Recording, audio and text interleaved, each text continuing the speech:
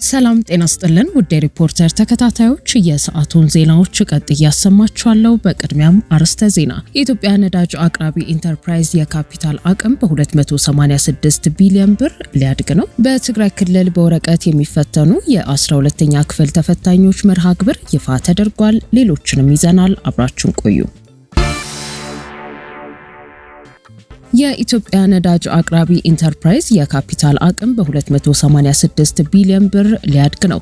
መንግስት የኢትዮጵያ ነዳጅ አቅራቢ ኢንተርፕራይዝን የካፒታል አቅም በ286 ቢሊዮን ብር ለማሳደግ መወሰኑንና በነዳጅ ምርቶች ላይ የሚጣሉ ታክሶች በሙሉ በቀጥታ ወደ ማዕከላዊ ግምጃ ቤት ገቢ እንዲሆኑ መመሪያ ማስተላለፉን የዓለም አቀፉ የገንዘብ ድርጅት IMF ይፋ ያደረገው ሰነድ አመለከተ። ሰነዱ እንዳመለከተው የኢንተርፕራይዙ ካፒታልን ለማሳደግ የገንዘብ ሚኒስቴር ሰኔ 5 ቀን 2018 ዓ.ም ውሳኔ ያሳለፈ ሲሆን ይህንንም ተከትሎ የኢትዮጵያ ኢንቨስትመንት ሆልዲንግስ ቦርድ ሰኔ 16 ቀን የኢንተርፕራይዙን ካፒታል በ286 ቢሊዮን ብር ለማሳደግ ሙሉ ፍቃድ መስጠቱን ገልጿል። የተፈቀደው ይህ ግዙፍ ካፒታል ከሀገሪቱ ጥቅል የሀገር ውስጥ ምርት GDP 1.3 በመቶ ድርሻ መያዙን ያመለከተው IMF ኢንተርፕራይዙ የተፈቀደለትን አዲስ ተጨማሪ ካፒታል በመጠቀም የነዳጅ ግዢ ክፍያዎችን በቀጥታ ለአቅራቢዎች መክፈል ወደሚያስችለው የግዢ ስርዓት ለመሸጋገር ያስችለዋል ተብሏል። ለዚህ የካፒታል ማሳደጊያ ከተወሰነው 286 ቢሊዮን ብር ውስጥ 170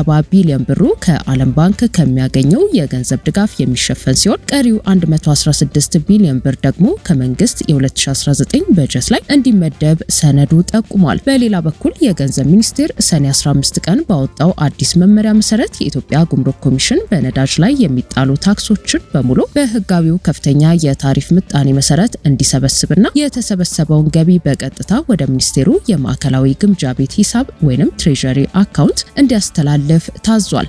ይህ በእንዲህ እንዳለ ለማህበረሰቡ ሰፊ ክፍሎች ተደራሽ ያልነበሩ የነዳጅ ድጎማዎች ሙሉ በሙሉ እንዲቀነሱ የተደረገ ሲሆን መንግስት ከIMF በሚያገኘው የቴክኒክ ድጋፍ ታግዞ የነዳጅ ዋጋ በዓለም አቀፍ ገበያ መሰረት ራሱ በራሱ የሚያስተካክልበትን አውቶማቲክ የዋጋ አወሳሰን ስርዓት ለመዘርጋት እየሰራ እንደሚገኝ በሰነዱ ተመላክቷል። በትግራይ ክልል በወረቀት የሚፈተኑ የ12ኛ ክፍል ተፈታኞች መርሃ ግብር ይፋ ተደረገ። የክልሉ ትምህርት ቢሮ የጊዜ ሰሌዳው የተቀየረበትን ምክንያትና አዲሱን የጊዜ ሰሌዳ ዝርዝር በቅድመ ሁኔታነት አስቀምጦ ነበር። የኢትዮጵያ የትምህርት ምዘናና ፈተናዎች አገልግሎት የትግራይ ክልልን ጨምሮ በመላ ሀገሪቱ በአራተኛው ዙር የሚሰጠው የ12ኛ ክፍል መልቀቂያ የወረቀት ፈተና መርሃ ግብር ይፋ ሆኗል። የትምህርት ምዘናና ፈተናዎች አገልግሎት የ2018 ትምህርት ዘመን የ12ኛ ክፍል ሀገር አቀፍ ፈተናን በሁሉም ክልሎችና ከተማ መስተዳድሮች በአብዛኛው በበይነ መረብ በ6 ዙሮች ለመስጠት ተዘጋጅቶ በአሁኑ ወቅት አራተኛ ዙር የበይነ መረብ ፈተና እየሰጠ ነው። የመሰረተ ልማት ጉድለት ባለባቸው አካባቢዎች ላይ ፈተናውን በወረቀት ለመስጠት በተለያዩ 4 ዙሮች ማለትም ለተፈጥሮ ሳይንስ፣ ለማህበራዊ ሳይንስ እንዲሁም በቀድሞ ስርዓተ ትምህርት ለተማሩና የትግራይ ክልልን ጨምሮ በተለያዩ ምክንያቶች በ6 ዙር ላልተፈተኑ ተፈታኞች ከበይነ መረቡ ፈተና ጎን ለጎን በወረቀት ፈተና እየሰጠ ይገኛል። ይሁን እንጂ የትግራይ ትምህርት ቢሮ ፖለቲካዊ ውሳኔዎች በክልሉ ተፈታኞች ላይ ጫና አድርገዋል በሚል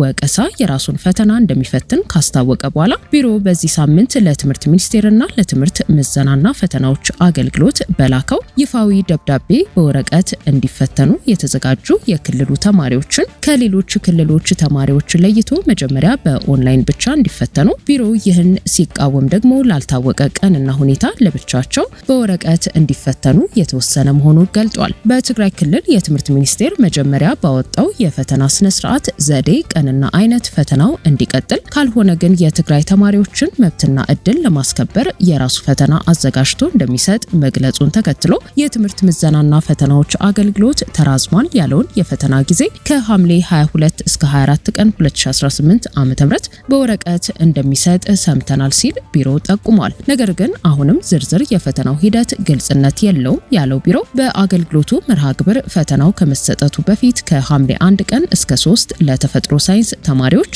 እንዲሁም ከሐምሌ 6 እስከ 8 ቀን 2018 ዓ.ም ለማህበራዊ ሳይንስ ተማሪዎች በወረቀት ፈተናው እንዲሰጥ ያልተደረገበትና የፈተና አይነትና ጊዜ የተቀየረበት እንዲሁም በአዲሱ መርሃ ግብር ለመፈተን ለምን ተፈለገ የሚለው ጥያቄ እንዲመለስ ጠይቆ ነበር። በተጨማሪም ከሐምሌ 22 እስከ 24 ድረስ ይሰጣል የተባለው ፈተና ዝርዝር መርሃ ግብር በይፋ እንዲገለጽለትም ቢሮ ጠይቋል።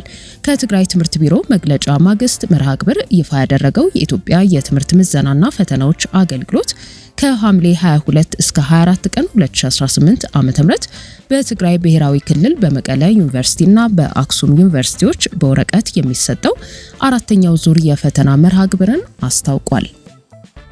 በደቡብ አፍሪካ የጸረ ስደተኞች እንቅስቃሴ መሪ መገደልን ተከትሎ የስደተኞች ደህንነት ጉዳይ ይበልጥ አሳሳቢ ሆኗል።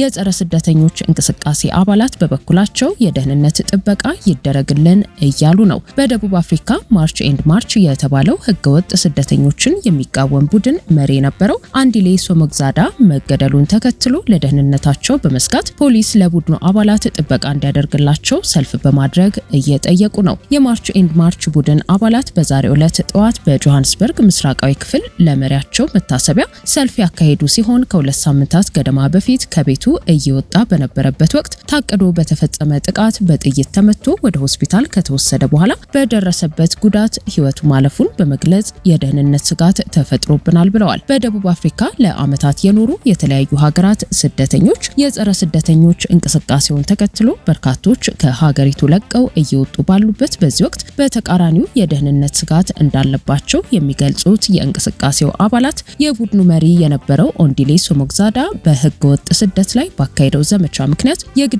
ዛቻዎች ይደርሱት የነበረ ሲሆን ግድያውም ሆን ተብሎ የተደረገ ነው እየተባለ ነው። ይሁን እንጂ የደህንነት ስጋቶች ቢኖሩም ቡድኑ ዘመቻውን እንደሚቀጥል አመራሮቹ አስታውቀዋል። ለምንወዳት ሀገራችን በመታገላችን እየተገደልን መሆኑን እንዲያውቁልን ለሀገሪቱ የጸጥታ ባለስልጣናት መልእክት ማስተላለፍ እንፈልጋለን ያሉት የቡድኑ አባላት መሪያቸው የንግድ ተቋማት ህጋዊ አሰራርን እንዲከተሉና ህገወጥ ስደትን በመዋጋቱ ለሀገሩ መስዋዕትነት ከፍሏል ብለዋል። በደቡብ አፍሪካ ውስጥ እንደ ማርች ኤንድ ማርች የመሳሰሉ ጸረ ስደተኛ እንቅስቃሴዎች እየተባባሱ ባሉበት በዚህ ወቅት በደቡብ አፍሪካ ለሚታዩት ማህበራዊና ኢኮኖሚያዊ ቀውሶች፣ የስራ አጥነት ችግርና የወንጀል መስፋፋት የውጭ ሀገራት ዜጎችን ተጠያቂ በማድረግ የሚፈጸሙ ጥቃቶችና ስጋቶች እጅግ አሳሳቢ ደረጃ ላይ ደርሰዋል። ከዚህ ቀደም የተረጋገጡትን የአምስት ኢትዮጵያውያን ሞት ጨምሮ የስደተኞች ግድያ፣ ስደተኞች የሚያንቀሳቅሷቸው ትናንሽ የንግድ ሱቆች ላይ የዝርፊያ የቃጠሎና የጥቃት እርምጃ መውሰድ እየተስተዋለ ሲሆን ሁማን ራይትስ ዋች በስደተኞች ላይ የሚፈጸሙ ጥቃቶችን